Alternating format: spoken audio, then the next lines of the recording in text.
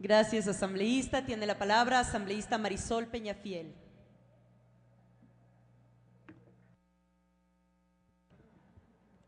Gracias, compañera presidenta.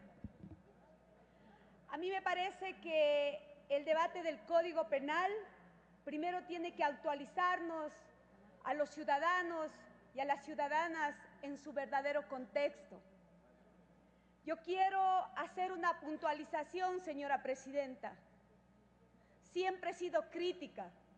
Si bien es cierto, pudimos avanzar mucho más en el debate de la materia penal y procesal penal, que me hubiese encantado, no puedo negar el avance sustancial que significa en materia penal lo que está haciendo la Asamblea Nacional. Sin duda, algunos sectores todavía no entienden que el derecho no es estático, que el derecho es dinámico y en materia penal aún más todavía. Por eso, con mucha pena, tengo que decirle al pueblo ecuatoriano que hay asambleístas que ahora quieren hacernos aparecer como los que perseguimos a la gente cuando tipificamos nuevos tipos penales que se adecuan a las conductas de ciertos ciudadanos y ciudadanas que irrumpen con el principio del respeto al otro.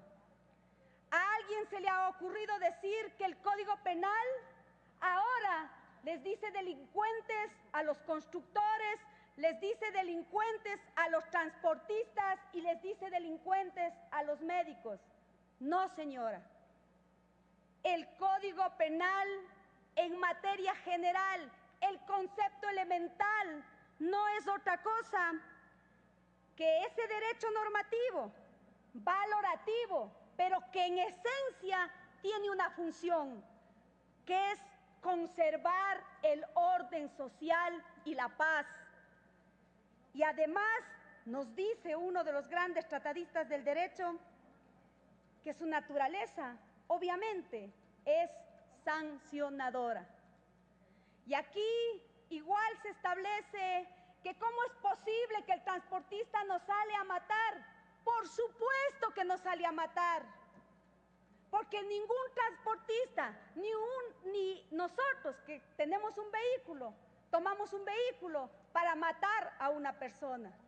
Lo que sucede es que los transportistas, cuando inobservan las normas, cuando incumplen la ley, cuando la norma dice el transportista que traslada a los ciudadanos de un lugar a otro, no puede utilizar llantas lisas, no puede exceder de velocidad, no puede en ese vehículo transportar ciudadanos cuando su capacidad es para 40 personas y entonces por tener un recurso adicional sube 40, 50, 60 personas.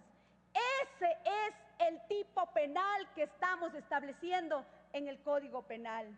Y a eso se llama un delito culposo. ¿Qué quiere decir? Yo no salgo con la intención de matar, pero mi inobservancia hace que cometa un delito. Mi inobservancia hace que si me paso el semáforo en rojo, le atropello a un ciudadano, a un peatón que cruza la vía. Eso trata el Código Penal y ese es un tipo penal claro. Eso es lo que está haciendo esta Asamblea Nacional.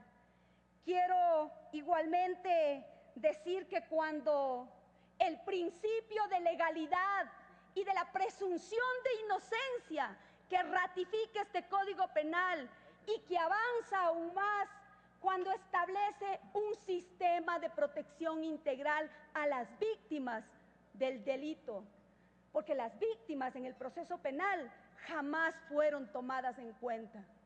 Y cuando aquí se refiere a que este tipo penal es ambiguo, que este tipo penal no debe existir, Rosana Alvarado en su intervención claramente determinó qué dice la norma internacional.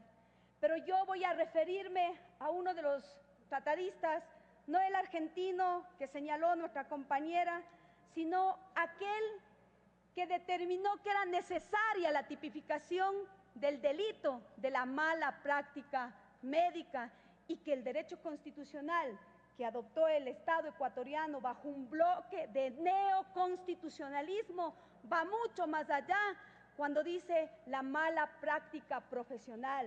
Y ojo, cuando alguien dice, cuidado, porque ahora son delincuentes los constructores, ojo, aquel arquitecto ingeniero que construye el puente sin poner las varillas de acuerdo a la necesidad de ese puente, ese no incumple una norma, no tiene la intención de matar, pero tiene otra intención. Y aquí yo lamento mucho que el colega asambleísta Torres nos diga, se persigue a los empresarios porque las personas jurídicas están siendo sancionadas. ¿Y acaso no hemos visto que las grandes mafias del narcotráfico, de la trata de personas, se escudan bajo estos grandes empresarios, entre comillas? No perseguiremos a los inocentes. Este Código Penal nos garantiza el principio de presunción de inocencia, pero por supuesto que son los jueces los que tienen que administrar justicia. Claro, antes los jueces no eran los que administraban justicia, sino el poder del dinero, es decir, el poder económico, porque estuvimos acostumbrados a creer que la administración de justicia tenía que siempre ser manipulada. Y este ha sido un cambio profundo y trascendental. Compañera presidenta, insisto, pudimos avanzar mucho más en el tema de la materia penal, pero yo no puedo retractarme de decir que hay tipos penales que ponen a la vanguardia al Estado ecuatoriano. Este es el único país que ha elevado las demandas y principios, por ejemplo, del Estatuto de Roma para establecer tipos penales claros, determinados y autónomos.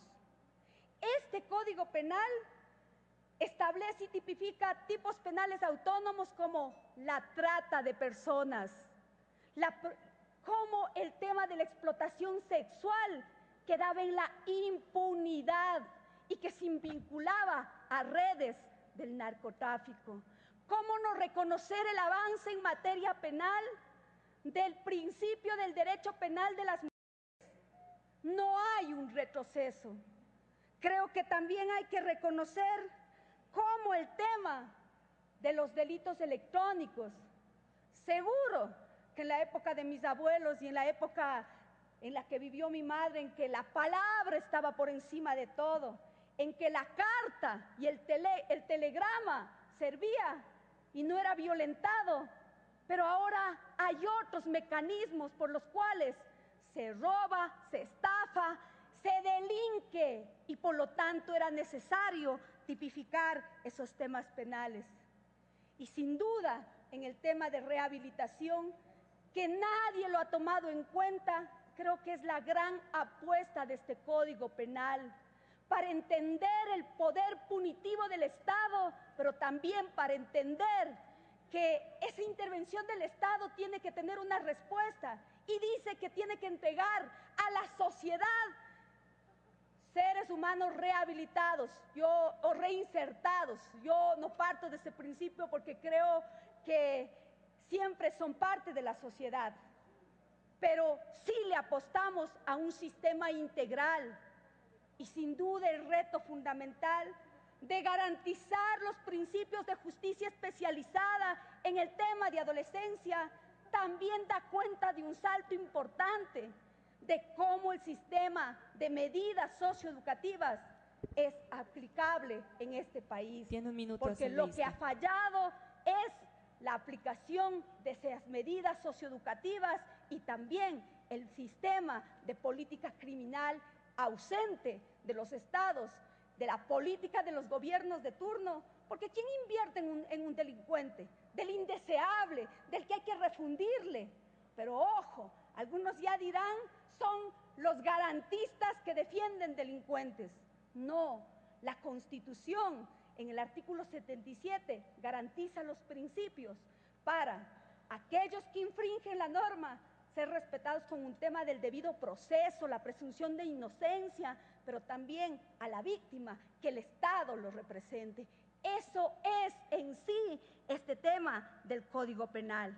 Y decirles que ¿a qué denominamos esto del tema penal? Porque se cree que se está en los polos opuestos. Lo único que intencionamos es individualizar esas conductas humanas penalmente relevantes que son prohibidas, pero que tienen una pena. Se acabó el tiempo, asambleísta. Compañera presidenta, 2 minutos para decirle lo siguiente. Asambleísta, le pido volver a pedir la palabra para 5 minutos de extra, pero estamos en 11 Concluyo minutos diciéndoles que es importante aprobar este Código Penal, que si tenemos que avanzar en el tratamiento de este proceso, la Asamblea tiene una responsabilidad a través de otras normativas, a través de una política pública de salud, de cómo el sistema de protección integral a víctimas se desarrolla y que significa una política de Estado. Solamente eso quería concluir, compañera presidenta, diciéndoles que el derecho penal no está hecho a la medida de los grupos que manejan políticamente. Esto que está tratando, y felicito a la Comisión de Justicia, va mucho más allá de un principio de un sector. Gracias, asambleísta. Tiene derecho.